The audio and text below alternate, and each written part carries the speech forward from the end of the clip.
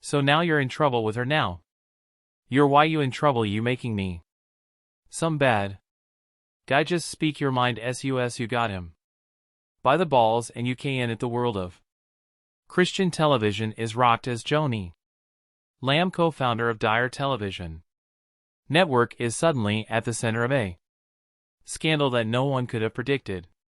Known for her role in building the network alongside her late husband, Marcus Lamb, Joni has long been seen as a symbol of faith, grace, and unwavering dedication, but now shocking new revelations have come to light, revealing a side of Joni that has left the Christian community stunned. What is the truth behind these allegations, and how did they change everything for Joni?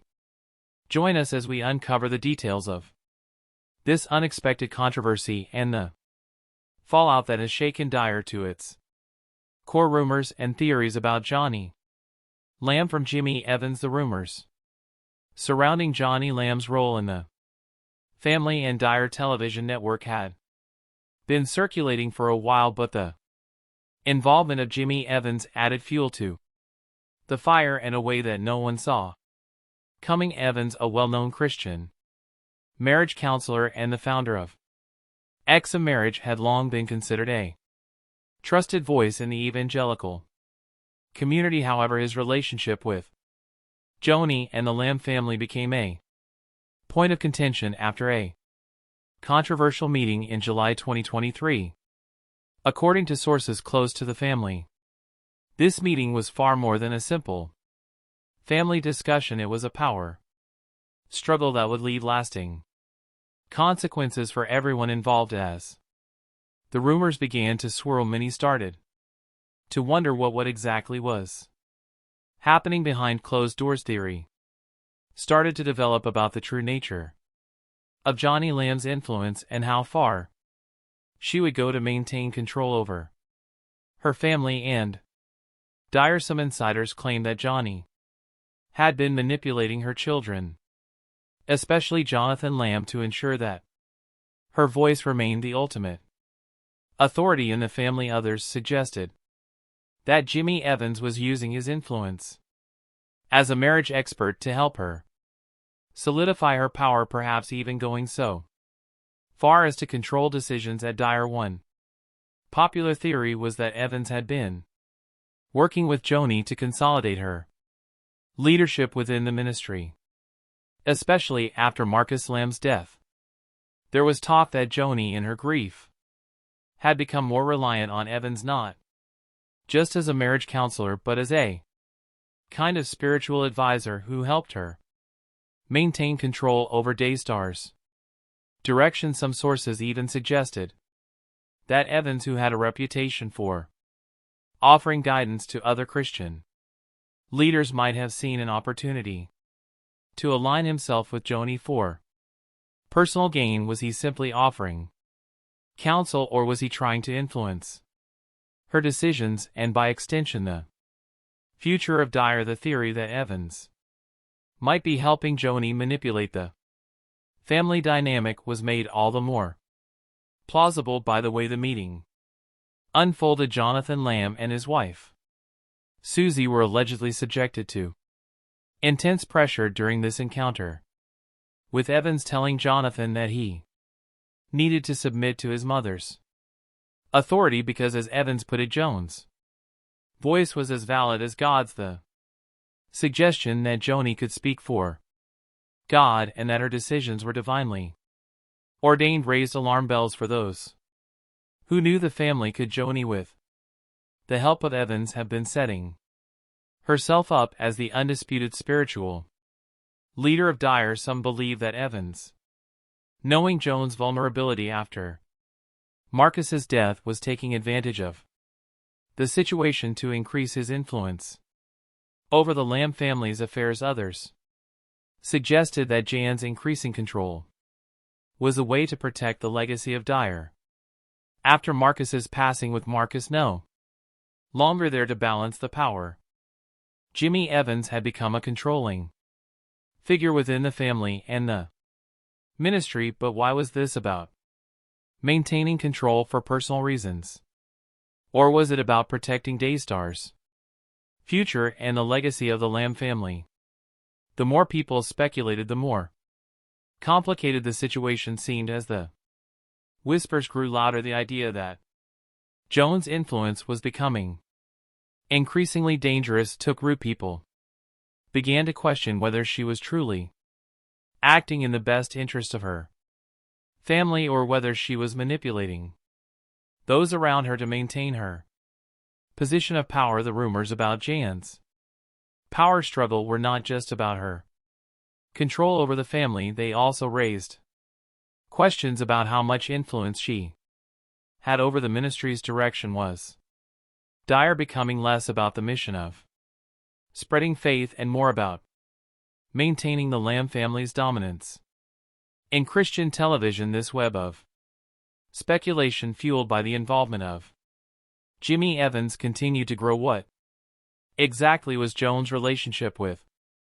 Evans, and how much power did he really have within the family dynamic? Was he simply offering guidance, or was he complicit in a larger scheme to control Daystar's future? Theories about his role in the family's internal struggles were as varied as they were intense. Some believed that Evans was acting as a puppet master, while others saw him as a well-meaning but misguided advisor. Either way, the intersection of John's authority and Evans's influence seemed to be at the heart of the growing tension within the family. The most pressing question for many was what was really happening behind the scenes. Could the once strong Lamb family, united by faith and love, be falling apart due to the power struggles and manipulations of its leaders? The rumors surrounding Joni Lamb, Jimmy Evans, and the future of Dyer left many fans and followers wondering what the truth really was, and whether the Lamb family would ever be able to heal from the damage caused by the scandals and speculations that were now swirling around them. In trouble? Why you in trouble? You making me some bad guy's trouble? Got there? Really scary submission means she's the voice of God to you, and I said I'm sorry, can you clarify? She said she's the voice of God to me. She's the voice of God, God's voice, so I have to hear. I can't hear from God, I have to hear from her. Outside of Dyer, what she says is God in Dyer. This is the voice of God in Dyer. But what accountability does she have if she's off? And you're saying you want to pray about it. There's been a lot of prayers. There's been a lot of conversations. It's time to make a decision. Well, we just had this meeting today, so I think it's fair to be able to give. I think you need to tell me now. You either submit or you don't. You either submit or you don't.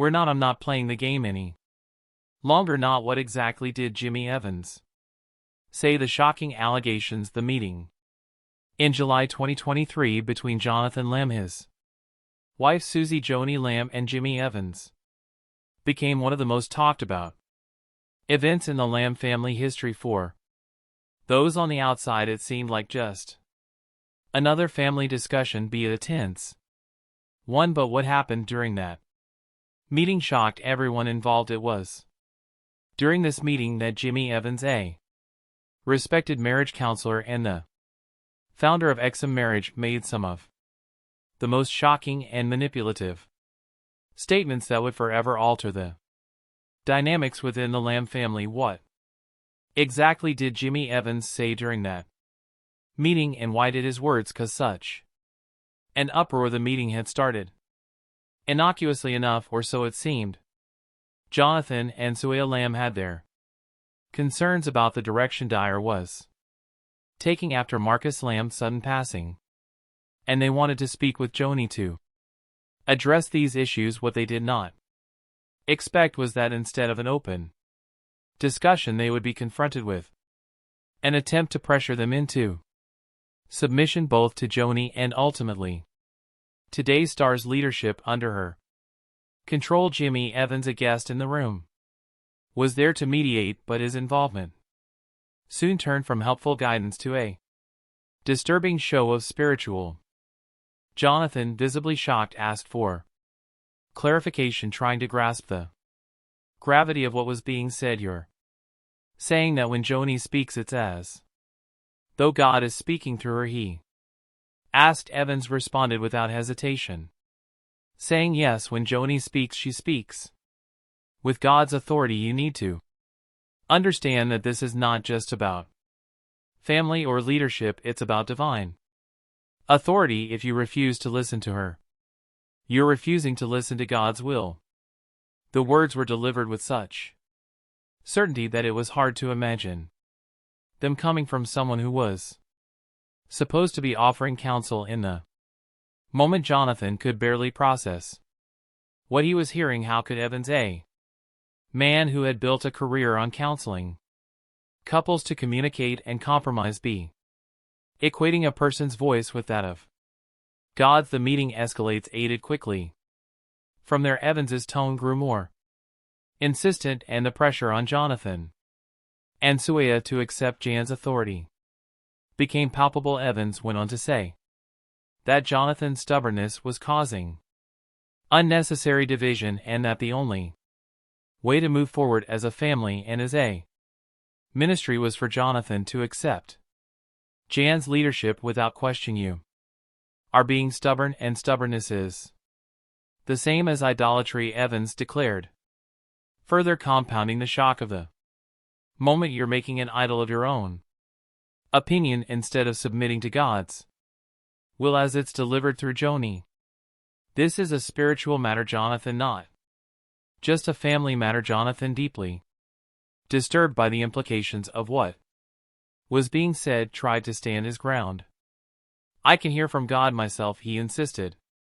Why do I need to hear from her to know what God is saying? Evans's response was chilling. You can hear from God, but you need to understand that what Joni says is God's will in this family, in this ministry. If you can't accept that, you have no place here. The veiled threat was unmistakable. The stakes had been raised.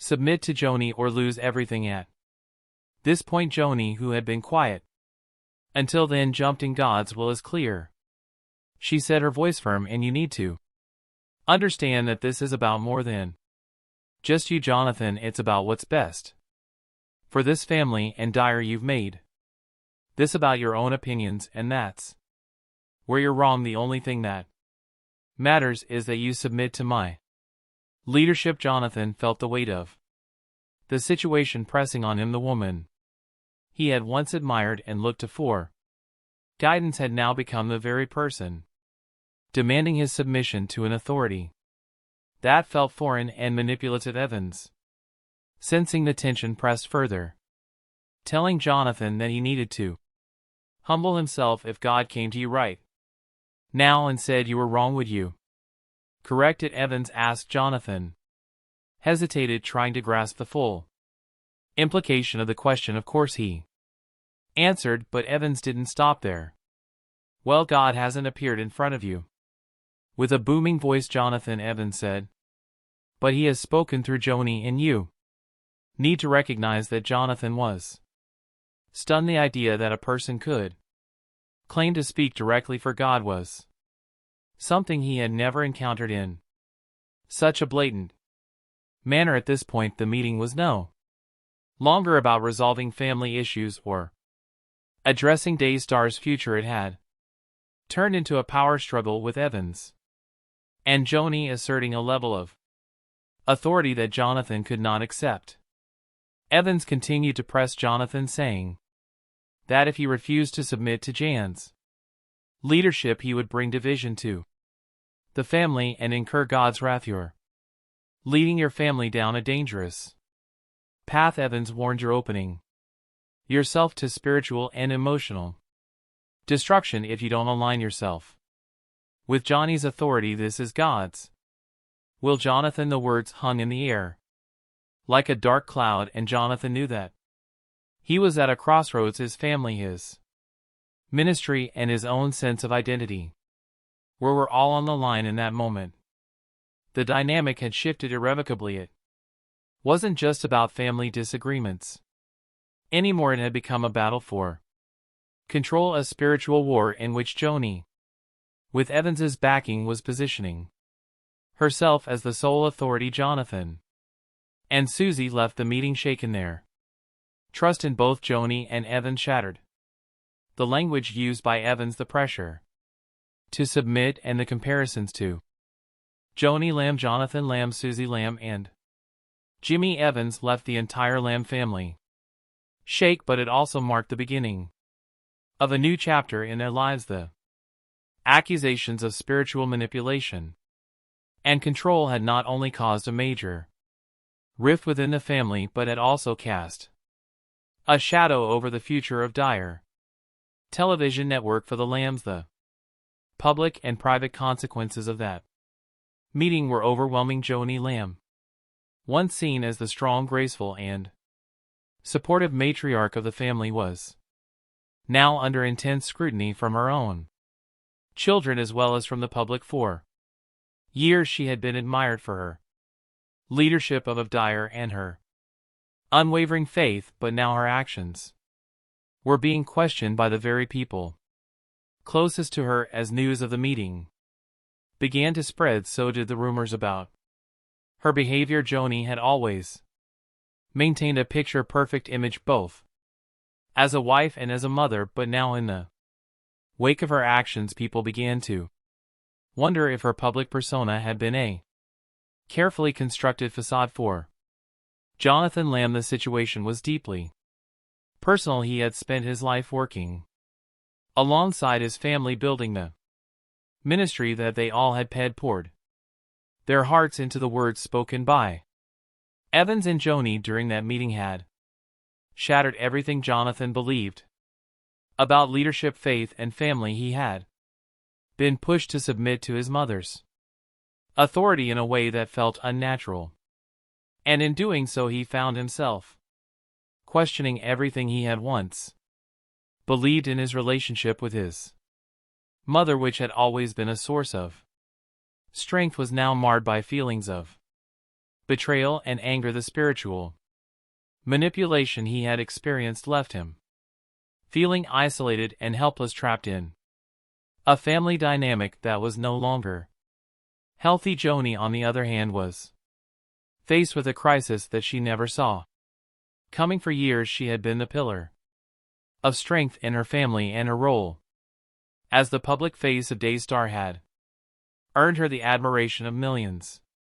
Now, with Jonathan's resistance to her leadership, she found herself fighting to hold on to control both over her family and the network. When the meeting with Jonathan and Susie ended in the Lamb family was forced to confront the harsh reality of their situation. Jonathan and Susie struggled to find a way to rebuild their relationship with Joni, but the damage seemed too deep. The emotional scars left by the spiritual manipulation and the family betrayal were not something that could be healed overnight, and for Joni, the weight of leading Daystar while also trying to reconcile her fractured family became a burden she could no longer ignore. What happens next for Joni Lamb and the Lamb family remains uncertain.